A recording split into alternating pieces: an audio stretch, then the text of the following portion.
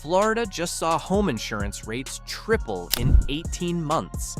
California's foreclosure filings jumped 63% last quarter. Texas has 127,000 vacant new construction homes sitting empty right now. These aren't isolated problems anymore. According to Moody's Analytics' March 2024 report, 20 states are showing 3 or more critical housing stress indicators simultaneously. And the timeline for serious trouble is shorter than most people think. If you own property, plan to buy, or you're counting on your home equity for retirement, the next 18 months will determine whether you build wealth or watch it disappear. Here are the 20 states where the collapse hits first and hits hardest. Starting at number 20, Alaska. This might surprise people who think remote equals safe, but Alaska's housing market has a unique problem. The population dropped by roughly 3,200 people in 2023 alone, according to census estimates. When your buyer pool shrinks while construction continues, the math doesn't work. Anchorage has about 2,800 homes currently listed with an average of 87 days on market, up from 45 days 2 years ago. The bigger issue? Most Alaska homeowners are trapped. You can't exactly relocate your property, and the number of people willing to move to Alaska keeps declining. Energy sector volatility makes it worse. When oil prices fluctuate, entire neighborhoods feel it within months. Number 19, West Virginia. The median home price here sits around $145,000, which sounds affordable until you realize median household income is roughly $51,000. That's a price-to-income ratio that's actually worse than some expensive coastal markets when you account for local wages.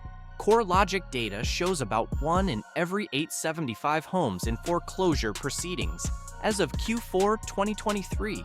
The coal economy isn't coming back despite political promises, and younger residents keep leaving. Population decline hit 3.2% between 2020 and 2023. You're buying into a market where your future buyer pool gets smaller every year.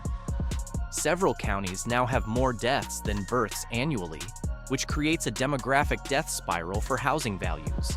Louisiana comes in at 18. New Orleans and Baton Rouge face a brutal combination: insurance crisis, climate risk, and infrastructure failure. Homeowners insurance became nearly impossible to find after Hurricane Ida. The state-backed Louisiana Citizens Property Insurance went from about 27,000 policies in 2020 to over 110,000 by late 2023, according to state records. When the government insurer of last resort grows that fast, private markets are screaming warnings. Properties in flood zones, which includes huge portions of desirable areas, now carry insurance costs that can exceed mortgage payments. I'm talking $8,000 to $15,000 annually for coverage that keeps shrinking. Add in Louisiana's 1.2% property tax rate and ongoing coastal erosion, and you've got a market where carrying costs are starting to exceed rental income potential. Number 17, Mississippi faces the affordability paradox. Houses are cheap, roughly $180,000 median, but economic opportunity is scarce. The state consistently ranks last or near last in household income, education, and health outcomes. What happens in housing markets with no economic growth? Stagnation, then decline. Zillow data shows Jackson, the capital, has home values that haven't recovered to pre-2008 levels when adjusted for inflation. Think about that. 16 years later, homeowners still underwater in real terms. Property tax revenue can't fund infrastructure deteriorates, and the cycle continues.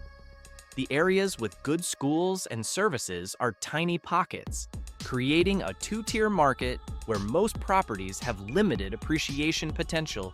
New Mexico at 16. Albuquerque saw a massive pandemic spike, with prices jumping about 35% between 2020 and 2022. That created an artificial baseline that can't sustain itself. The local economy doesn't support those valuations. We're already seeing correction signs.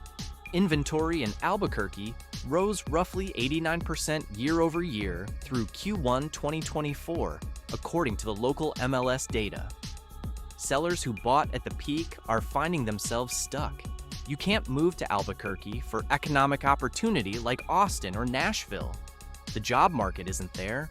State government and tourism don't generate enough high-wage positions to support continued housing appreciation. Plus, water rights issues are starting to affect development approvals in several counties, which signals longer-term sustainability problems. Hawaii lands at 15, and this one hurts because people assume paradise equals stable values. The opposite is happening. Hawaii's market operates in a bizarre space where prices are absurdly high, roughly $850,000 median statewide. But the buyer pool is incredibly narrow. Locals can't afford anything. According to Hawaii Community Foundation, you need approximately $160,000 annual household income to afford the median home. Mainland buyers face different math now. Remote work is contracting, companies are demanding office returns, and the work from paradise dream is fading. Meanwhile, Maui's tourism hasn't fully recovered from the Lahaina fires, which destroyed about 2,200 structures. Insurance companies are reassessing everything. Several major carriers already stopped writing new policies statewide. When reinsurance costs spike, that gets passed directly to homeowners. The monthly carrying cost of a Hawaii property is becoming untenable for everyone except the very wealthy. Number 14, Montana. The pandemic boom here was absolutely insane. Bozeman home prices roughly doubled from 2019 to 2023. Missoula saw similar spikes. That brought median prices to about $560,000 in desirable areas, which is completely disconnected from local wages, averaging around $58,000. The math doesn't math. What drove it? California and Seattle remote workers bringing coastal money to Montana markets. That's reversing now. Tech layoffs hit remote workers first. Return to office mandates eliminate the location flexibility. According to Redfin, Montana saw asking price reductions on about 43% of listings in Q4 2023, one of the highest rates nationally. The people who bought at the peak, especially investment properties and vacation homes, are starting to panic. Rental markets can't support the mortgages because locals can't pay coastal-level rents. It's a classic bubble showing clear deflation signs. Idaho at 13. Similar story to Montana, but worse because the speculation was more intense. Boise became the poster child for pandemic migration madness. Prices jumped approximately 80% from 2019 to 2022. The current median sits around $480,000 for a market where household income averages roughly $68,000. The correction is already underway. Boise home sales dropped about 28% year over year through early 2024, according to Intermountain MLS. Price cuts are appearing everywhere. The Boise is the next Austin narrative collapsed when people realize there's no major employer base. Micron helps, but it's not enough to sustain a metro-wide boom. Inventory is climbing, buyers are disappearing, and sellers are getting desperate. This plays out over the next 12 to 18 months as adjustable rate mortgages reset and people who stretch to buy realize they can't afford to stay. Nevada comes in at 12. Las Vegas faces a specific disaster scenario: water. Lake Mead sits at roughly 27% capacity as of early 2024. Federal water restrictions keep tightening. When water authorities start limiting new construction permits, which is already happening in some jurisdictions, housing values face existential questions. You can't have a growing housing market without water. Beyond that, Vegas has approximately 11,000 homes in some stage of foreclosure or default, according to Atom Data Solutions. The casino economy is shifting. Pandemic-era savings are gone. consumer spending is declining, and Vegas suffers quickly when discretionary income drops. Reno has similar issues with less economic diversity. The speculation market that drove prices up 40% during the pandemic is completely gone. What's left is a market built on tourism jobs that don't pay enough to support $500,000 home prices. Number 11. Tennessee. Nashville specifically became the darling of real estate investors from 2018 through 2022. Everyone wanted a piece of the next big city. That created massive overbuilding. According to local permits data, Nashville added roughly 65,000 new housing units from 2020 to 2023. The absorption rate can't keep pace. You've got luxury apartments sitting 30% vacant while asking rents drop. The single-family market is seeing similar pressure. Inventory jumped about 94% year over year in Nashville through Q1 2024, per Zillow. Memphis and Knoxville face different problems, mainly economic stagnation and crime concerns affecting desirable neighborhoods. The bigger issue for Tennessee? Property tax reassessments. Nashville implemented massive reassessments in several counties, with some homeowners seeing 40% to 60% increases. When your carrying costs jump that dramatically, people sell. When everyone sells simultaneously, prices drop. North Carolina at number 10. Charlotte and Raleigh drove huge growth, but the cracks are showing. Charlotte added approximately 700 residents daily during peak pandemic migration. That's unsustainable. The infrastructure can't handle it. Traffic is choking business corridors, and school systems are overwhelmed. Housing prices in Raleigh hit a median around $420,000, up from roughly $285,000 in 2019.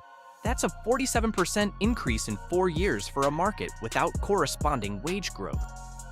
According to North Carolina employment data, median wages rose only about 18% in the same period. The gap creates inevitable correction pressure. We're already seeing it. Charlotte home sales dropped approximately 22% year over year through early 2024. The corporate relocations that drove growth are slowing. Remote work policies that brought northern money to Carolina prices are ending. What's left is a market priced for growth that's no longer happening. South Carolina lands at 9. Charleston became absurdly expensive, with median prices around $550,000 in desirable areas. That's Charleston, not Manhattan. The coastal flooding issues are getting worse. King tide flooding now happens regularly in downtown Charleston, something that was rare 20 years ago. Insurance companies know what's coming even if buyers don't. Several national carriers stopped writing new coastal policies in 2023. The ones that remain increased premiums roughly 40% to 70% in flood-prone zones, according to South Carolina Insurance Department filings. Myrtle Beach has a different problem. It's almost entirely tourism and retiree dependent. When recession hits, both groups cut spending immediately. The condo market there is already showing stress, with inventory up about 78% year over year through Q1 2024. Greenville and Columbia have less dramatic issues, but face the same regional problem. The growth story that justified price increases is ending, and fundamentals don't support current valuations. Number 8, Georgia.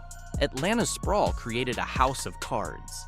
The metro area built approximately 240,000 new housing units from 2020 to 2023, according to census construction data. That's massive oversupply hitting the market right as demand contracts. Suburbs an hour from downtown added subdivisions based on pandemic remote work assumptions. Those assumptions are dead. Companies want workers in offices. Commuting 2 hours daily isn't viable. What happens to those distant subdivisions? Prices fall until they match the true utility of the location. We're seeing it already. Outer suburbs show inventory up 110% to 140% year over year in some counties. per Georgia MLS data. The city of Atlanta itself has challenges beyond suburbs. Crime concerns in several growing neighborhoods are stopping appreciation. Property insurance costs jumped statewide, averaging 30% to 45% increases in 2023.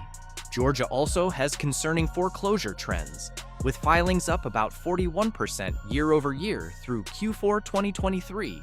Utah comes in at 7. Salt Lake City and surrounding areas saw absolutely insane appreciation, roughly 70% from 2019 to 2023.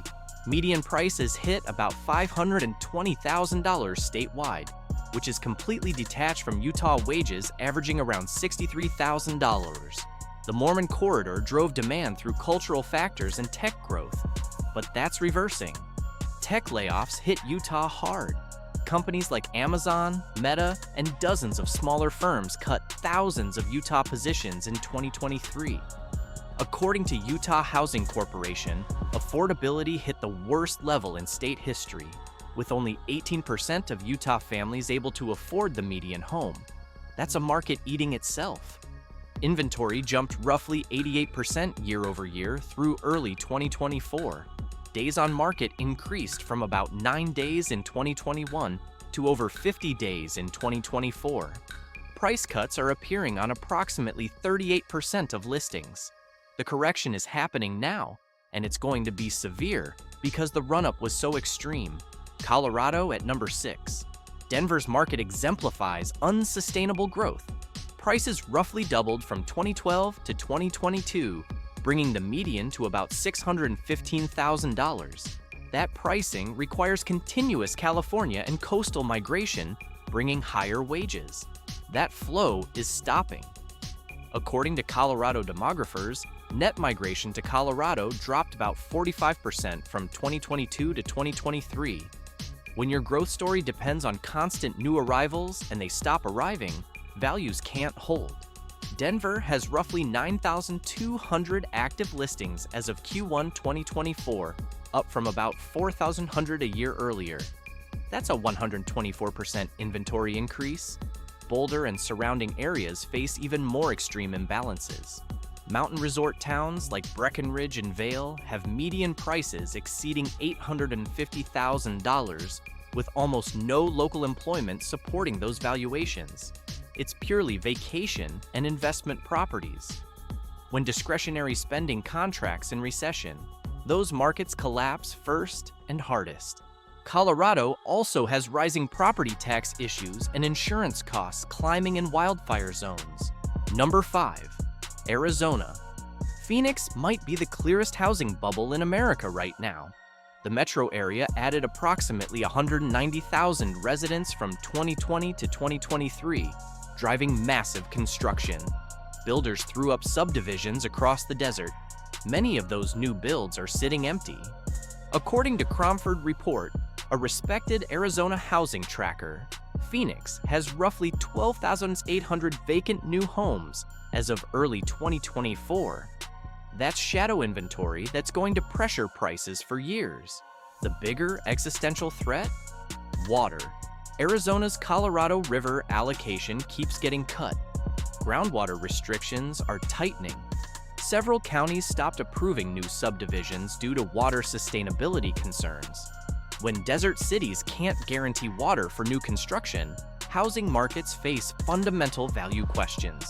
Current median Phoenix prices sit around $430,000, up from roughly $265,000 in 2019.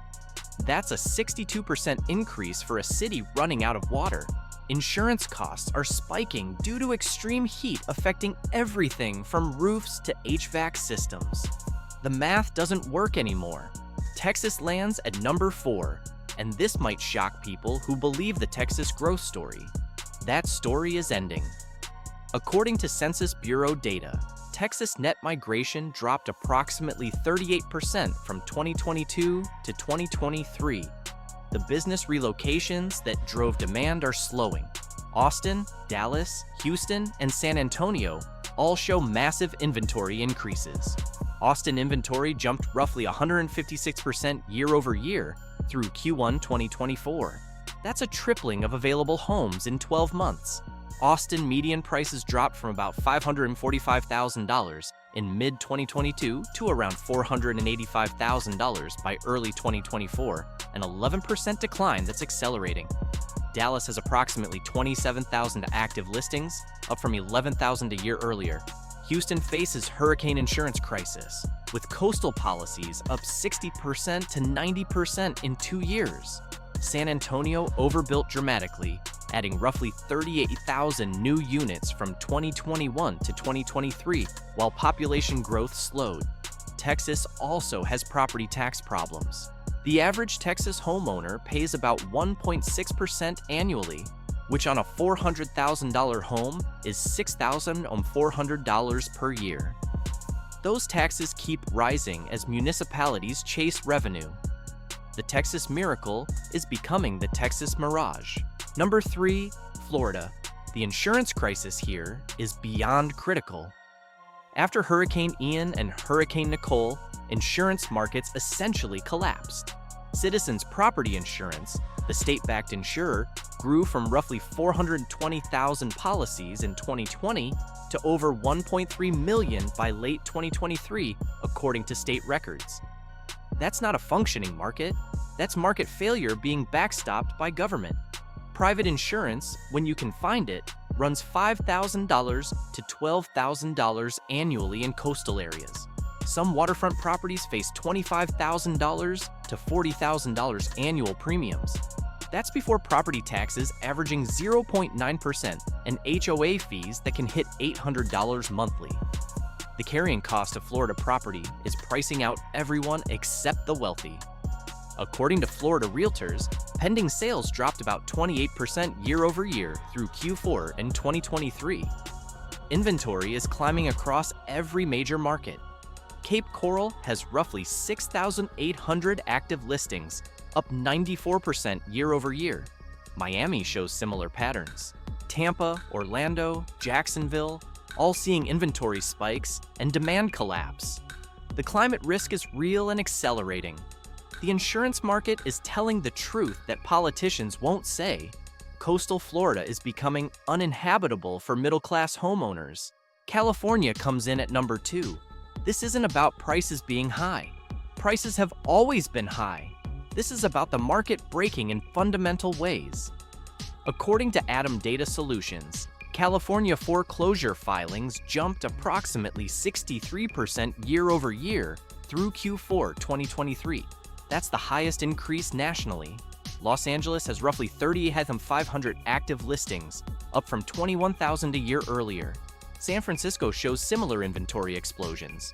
The Bay Area added about 89% more inventory year over year through Q1 2024. Here's what changed. The work from anywhere moment ended. Tech layoffs hit California harder than anywhere else, with approximately 167,000 positions eliminated statewide from 2022 through early 2024, per California Employment Development Department. The people who could afford California prices are leaving or losing jobs. Median prices are dropping. San Francisco fell from roughly $1.5 million in early 2022 to about $1.2 million by early 2024, a 20% decline. Los Angeles dropped from around $950,000 to $825,000, a 13% fall.